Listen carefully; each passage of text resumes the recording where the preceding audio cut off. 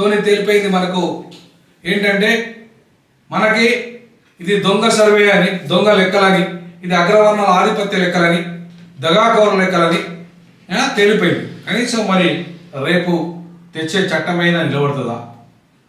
42% బీసీలకు తీసుకొచ్చే చట్టమైన నిలబడుతుందా? చట్ట రూపంలో రాకుండా నిలబడుతుందా? మరి దాంట్లో పెరిగిన జనాభాకు అనుకూలంగా 22% దళితుల జనాభా కూడా రావాలిగా. వాళ్ళు 42%, మనకు 22% దళితులకి, 10% ఎస్టీలకి, అంటే 22 + 10 32 + 42 72 76% ఇవాళ ఆ చట్ట రూపంలో తెస్తాడా? చట్ట రూపంలో తేయడానికి సిద్ధపడతాడా? విద్యా ఉద్యోగ రంగాల్లో ఇవాళ ఇది అమలయ్యే విధంగా అట్లీస్ట్ రాజకీయ రంగంలో వాళ్ళు అమలు చేయరు. అదే అయ్యే పని కూడా కాదు.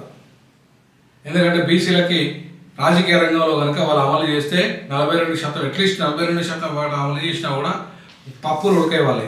ఎందుకంటే వాళ్ళకి అసలు అధికారమే రాదు. అధికారం అనేది రెడ్లకు అసలు వచ్చే అవకాశమే లేదు. రెడ్ల కాదు, అసలు అగ్రవర్ణాలకి అధికారం అసలే రాదు. కాబట్టి రేపు అసెంబ్లీ సాక్షిగా బీసీ కోట లోకల్ బాడీలో తూతూ మంత్రంగా లోకల్ బాడీలో ఇచ్చినంత మాత్రం కూడా పెద్దగా ఒరిగేది ఏం లేదు. ఎందుకంటే ఆ లోకల్ బాడీలో సచ్చేది లేదు, వచ్చేది లేదు.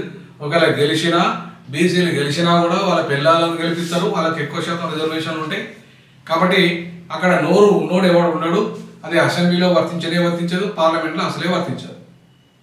ఒకవేళ అది వర్తించేటట్టుగా చట్టం చేస్తే తప్ప ఇవాళ బీసీలకు లోకల్ బాడీతో లొట్టపీసు, ఈ 42% లొట్టపీసు చట్టం వచ్చినా సరే, ఆ లొట్టపీసు ఏమైనా సీట్లు ఇచ్చినా సరే ఒరిగేది ఏమి లేదు. ఈ లొట్టపీసు కోట తప్ప. బీసీలకు లొట్టపీసు కోట మరి రేపు పెరిగిన జనాభాకు అనుకూలంగా ఎస్సీ ఎస్టీలకు కేవలం ఇప్పుడు 15% ఇస్తున్నారు కదా, 22% ఇవ్వగలరా? 22% ఇవాళ వాటా ఎస్సీలకు ఇచ్చి 10% ఎస్టీలకు ఇచ్చేస్తే అంటే మొత్తం 32%. అంటే వాళ్ళకు 22%, మాకు 32%, వీళ్ళకు 42%, అంటే 74%. ఈ 74% వాటా ఇవాళ పెరిగిన జనాభాకు అనుకూలంగా ముస్లింలకి కూడా 10% వాటా, అంటే ఇది అప్పుడు 84% వాటా. ఈ 84% వాటా ఇవ్వడానికి సిద్ధమా? అట్లాగే సి కోటాలో కూడా పెరిగిన జనాభాకు అనుకూలంగా 1-2% పెంచినా కూడా ఇవాళ 85% రిజర్వేషన్కు వచ్చేస్తాం. మరి 85% రిజర్వేషన్లు పెంచడానికి రేపు అసెంబ్లీ తీర్మానం రెడీగా ఉంటుందా? 85% SC ST BC minority quota పెంచగలిగితేనే అది కూడా విద్యా ఉద్యోగ రంగాలతో పాటు రాజకీయ రంగంలో కూడా రావాలి. అప్పుడు మాత్రమే. ఇప్పుడు ఓసీలోకి 15% ఇచ్చుకున్న అభ్యంతరం లేదు. ఎందుకంటే 85% కోటా మాకు వస్తే, మేము విద్యా ఉద్యోగ రంగాలతో పాటు రాజకీయ రంగంలో కూడా మా వాటా వస్తే అప్పుడు మేము నిర్ణయాలు చేసే అధికారాన్ని మేము సంపాదించుకోగలుగుతాం. ఎందుకంటే 85% కూడా మేమే ఉంటాం కాబట్టి. అలా 93% మేము ఉండాలి యాక్చువల్గా. సరే 93% కాకపోయినా అట్లీస్ట్ 85% మాకు వాటా దక్కినా, ఇవాళ మీకు 15% వాటా దక్కినా, మీరు మీ లెక్కల ప్రకారంగా, దొంగ లెక్కల ప్రకారంగా మీకు 13% వాటా మీరే ఇవాళ వేసుకున్నారు. ఈ లెక్కలలో 13% ఓసీలు ఉన్నట్టుగా మీరు చూపెట్టుకుంటున్నారు. ఇవాళ ఓసీలు 15 అంటే 16% చూపించుకుంటున్నారు. అంటే సరే మీరు అట్లా చూపించుకున్నా కూడా 15% చూపించుకున్నా మీకు 15% వాటా ఇచ్చిన మేము 85% మాకు విద్యా ఉద్యోగ రంగంలో పాటు రాజకీయ రంగంలో కూడా చట్టం చేయగలరా? రేపు అసెంబ్లీలో జరిగే చట్టంలో విద్యా ఉద్యోగ రంగాలతో పాటు రాజకీయ రంగంలో మాకు 85% వాటా ఇవ్వగలరా? మీరు 15% ఉంచుకొని అట్లా చట్టం చేసే దమ్ము, ధైర్యం మీకు రేవంత్ రెడ్డి ప్రభుత్వానికి ఉందా? కాంగ్రెస్ ప్రభుత్వానికి ఉందా?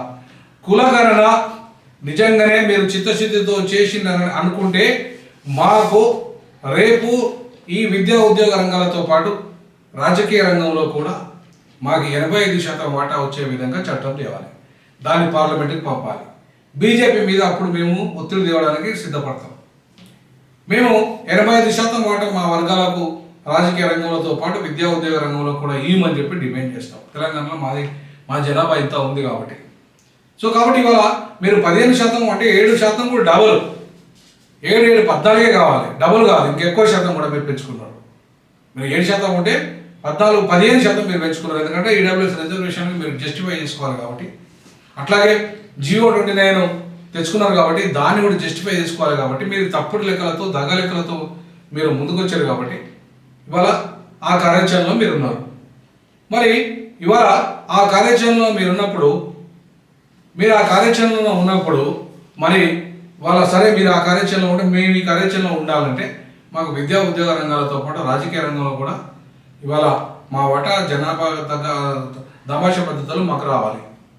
దానికి సంబంధించి మాకు రేపు ఎమ్మెల్యే సీట్లలో, ఎంపీ సీట్లలో లోకల్ బాడీతో పాటు, లోకల్ బాడీ ఒకటి ఇస్తే సరిపోదు మాకు, ఈవెన్ మహిళలకు కూడా వాటా కూడా బీసీ ఎస్సీ ఎస్టీ మహిళలకు కూడా వాటా వచ్చే విధంగా ఈ రకమైన చట్టాన్ని రేపు రూపొందించగలిగితే సమగ్ర చట్టం అవుతుంది. అది సామాజిక న్యాయానికి పునాదులు వేసినట్టు అవుతుంది. అంతే తప్ప ఈ దగాకోరు విధానాలతో రేపు బీసీ కోటా వచ్చినా, అది 42% వాటా వచ్చినా అది రేపు చట్టంలో, రేపు సుప్రీంకోర్టులో నిలబడదు. రేపు పార్లమెంట్లో చట్టం ఏదైక దానికి విలువ ఉండదు. కాబట్టి ఈ దగాకోరు బీసీ కోటా కూడా రేపు వచ్చినా కూడా పెద్దగా మాకు ఉపయోగం లేదు. అయినా సరే రేపు ఒకవేళ ఇది కొట్టేసినా సరే మేము ఇస్తాము పార్టీ పరంగా అంటున్నారు. సో పార్టీ పరంగా మీరు ఇస్తే ఆఫ్టర్ ఆల్ మాకు అడిగేది ఏంది, మాకు ఇవ్వాల్సింది లోకల్ కోటాలో కాదు, మాకు ఎమ్మెల్యే ఎంపీ కోటాలో కావాలి. లోకల్ కోటాలో కాకుండా, లోకల్ ఎన్నికల కోటాలో కాకుండా ఎమ్మెల్యే ఎంపీ కోటాలో బీసీలకు ఇవ్వండి. ఎస్సీ ఎస్టీలకు కూడా పెంచండి పెరిగిన జనాభా ప్రకారంగా, బీసీ మైనార్టీలకు కూడా పెంచండి పెరిగిన జనాభాకు అనుకూలంగా.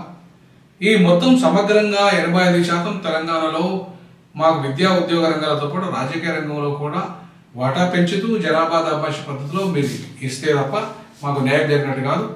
ఆ దిశగా చట్టం వచ్చి రేపు అది పార్లమెంట్లో ఆమోదం పొందితే తప్ప, అది చట్టం అయితే తప్ప, కేంద్రం దాన్ని ఆమోదిస్తే తప్ప మాకు దానివల్ల ఫలితం లేదు. లేకపోతే మీ దగా రాజకీయాల్లో ఈ బహుజనులు మళ్ళా ఒకసారి మోసపోతారు.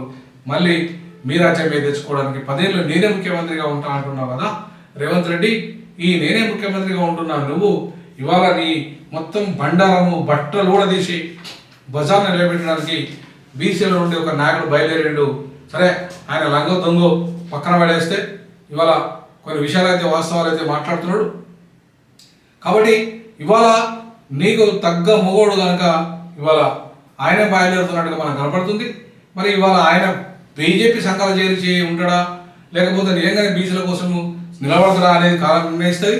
మరి ఆయన దగాకోరు మాటలే, నిజమైన మాటలేనా దగాకోరు మాటలు మళ్ళానే తీర్మానం మళ్ళానే అనేది కూడా రేపు తెలిపోనున్నది భవిష్యత్తులో. ఆయన బీజేపీకి రేపు అధికారం ఇవ్వడానికి ఈ నాటకాలు వేస్తే మాత్రం దగాకోరు విధానాలు అవుతాయి. లేదంటే ఆయన బీసీల కోసం నిలబడగలిగితే దాన్ని అభినందించక తప్పదు. ఆ రకంగా కాలం నిర్ణయిస్తుంది ఏది ఏమైనప్పటికీ కూడా. కాబట్టి ఇవాళ మనం కోరాల్సింది ఏంటంటే ఇవాళ రేపటి అసెంబ్లీలో బీసీ కోటా విద్యా ఉద్యోగ రంగం, బీసీ ఒకటే కాదు, బీసీ ఎస్సీ ఎస్టీ మైనార్టీ 85%, మీరు 15% చూపెట్టుకున్నారు. మీకు 15% వాటా, మాకు 85% వాటా. సో మొత్తం 100% వాటా. 100% వాటాలో మీరు 15%, మేము 80% విద్యా ఉద్యోగ రాజకీయ రంగాలు. అది లోకల్ బాడీ ఒక్కటికే పరిమితి కాకుండా ఎమ్మెల్యే ఎంపీలకు కూడా ఇవ్వాలి. ఆ దిశగా చట్టం రావాల్సిందిగా D6 అండ్ D జాబ్ భావిస్తుంది. ఇక అది చేయకపోతే మళ్ళీ నీ దగాకోరు ఈ దగాపాలన విధానాలను ఎండగట్టడానికి మేము సిద్ధంగా ఉంటాం. D6 సిద్ధంగా ఉంటుందని ఈ సందర్భంగా హెచ్చరిక చేస్తున్నా. తప్పకుండా రానున్న రోజుల్లో దళితులను అందరినీ ఏకం చేసి నీ దగాకోరు విధానాలతో బీసీలతో కలిసి రాజకీయ అధికారంలో వాటా పంచుకునే దిశగా మా ఉద్యమం ఉంటుందని చెప్పేసి రేవంత్ రెడ్డికి తెలియజేస్తున్నాను. I'm signing up. This is professor Vinod Kumar.